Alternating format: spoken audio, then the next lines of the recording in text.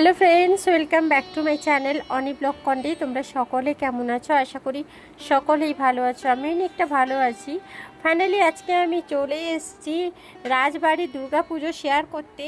হ্যাঁ ফ্রেন্ডস, প্রায় 500 বছরেরও বেশি পুরনো এই রাজবাড়ির দুর্গা মায়ের পুজো তুলে ধরবো।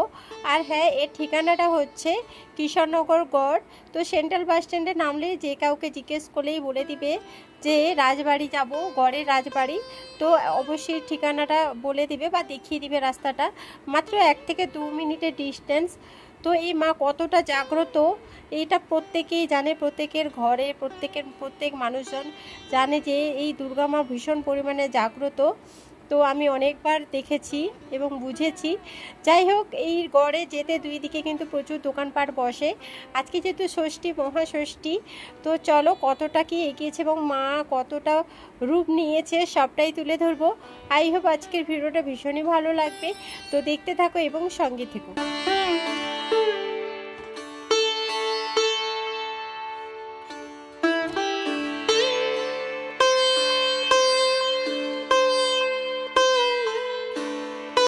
এই গড়ের মেন আকর্ষণ হচ্ছে আখ।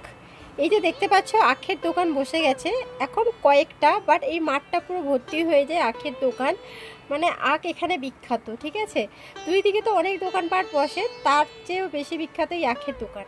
তো দোকানপাট দেখতে দেখতে ফাইনালি দেখতে পাচ্ছ দুর্গা মায়ের মন্দিরে পৌঁছে গেছি। তো দেখতে পাচ্ছ, দূর থেকে একটুখানি ক্যাপচার করলাম। তো চলো কাছে গিয়ে অবশ্যই শেয়ার করব। তো ভীষণই ভালো লাগছে যে দুর্গা মাকে দেখতে পাচ্ছি মহাষষ্ঠীর দিনে। তো এই সকাল থেকে নাকি আজকে পুজো দেওয়া শুরু হয়ে গেছে, প্রচুর মানুষের ভিড় হয়েছে। এখন ঘড়িতে দুপুর 2টো বাজে, তাই অতটাও লোক নেই। বাট আজকে দিনেও যে মায়ের মন্দিরে এসে পুজো দিচ্ছে সত্যি অবাক ব্যাপার। তো যাই হোক, এটা 500 বছরেরও বেশি পুরনো মন্দির, তো তাই আর কি। তো সবার মুখে মানে একই নাম, একই ডাক আর কি। তো চলো আগে মাকে দর্শন করে মন্দিরটা কতটা সাজানো হয়েছে সেটা একটু তুলে ধরি, তারপরে আসছি বাকি কথা বলতে।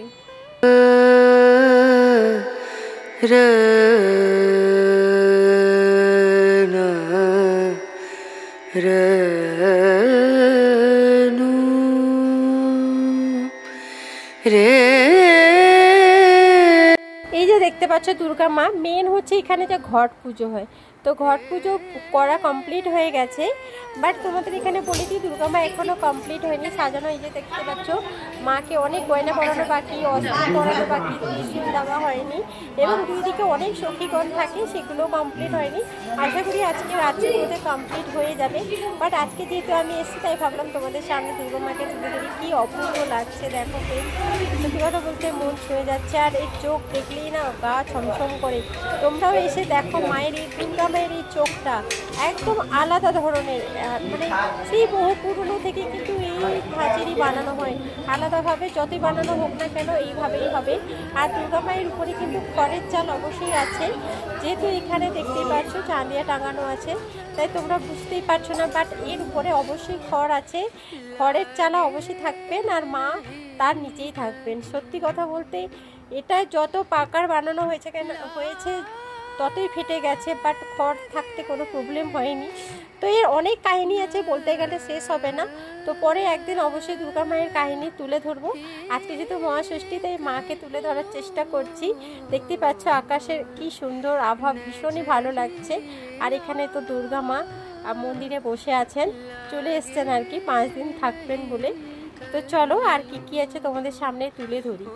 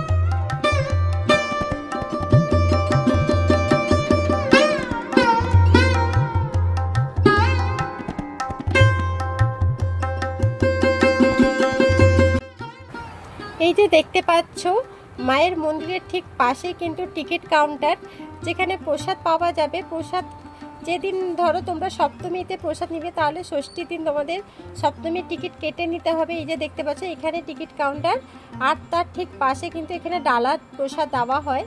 তো জানো এখানকার গড়ের ডালা প্রসাদ ভীষণই বিখ্যাত এবং সুস্বাদু, একদম আলাদা ধরনের কাজু বাদাম দিয়ে বানানো হয়। তো এই মুহূর্তে এখনও ডালা কাটা শুরু হয়ে গেছে, বাট যারা সপ্তমীর ডালা নিতে চাও তাহলে ষষ্ঠীতে কাটতে হবে, অষ্টমীর ডালা নিতে চাইলে সপ্তমীতে কাটতে হবে।